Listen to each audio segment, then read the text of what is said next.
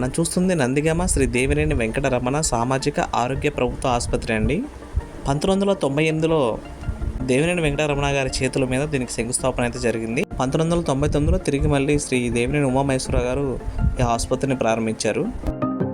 ఈ హాస్పిటల్లో OP timings వచ్చేసి ఉదయం 9 గంటల నుంచి మధ్యాహ్నం 1 గంట వరకు అండి. ఇక్కడ ఏమేమి సర్వీసెస్ వాళ్ళు ఇస్తారనేది ఇక్కడ ఒక నోటీస్ బోర్డులో ఇక్కడ రాశారండి. ఇది వచ్చేసి మానసిక వికలాంగుల సేవా కేంద్రం అండి. ఎవరైనా ఫిజికల్లీ హ్యాండిక్యాప్డ్ వాళ్ళకి అక్కడ అనేది చికిత్స అయితే చేస్తారు.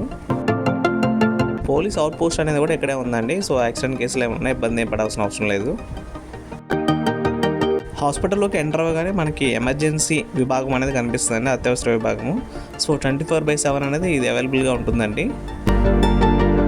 హాస్పిటల్ బయట గార్డెనింగ్ లాగా మొక్కలు అనేవి పెంచుతున్నారండి, వాటికి పనులు కూడా చేపిస్తున్నారు.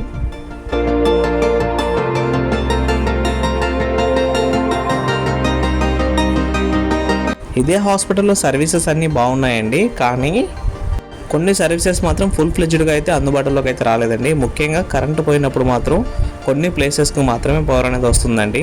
సో వార్డుల్లో మాత్రం అసలు పవర్ అనేది అవైలబిలిటీ లేదు. ముఖ్యంగా కొన్నింటికి మాత్రమే పవర్ అనేది ఆఫ్ అయిపోగానే ఇన్వర్టర్ లేకపోతే జనరేటర్ అనేది కొన్నింటికి మాత్రమే ఆన్ అవుతుందండి.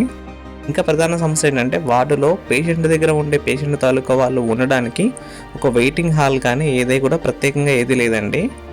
దానివల్ల మాత్రం పేషెంట్ తాలూకా వాళ్ళు చాలా ఇబ్బందులు పడుతున్నారు. ఈ సమస్యలు అన్నిటికీ ప్రభుత్వం వారు చాలా త్వరగా పరిష్కారం చూపించాలని నేనైతే కోరుకుంటున్నాను.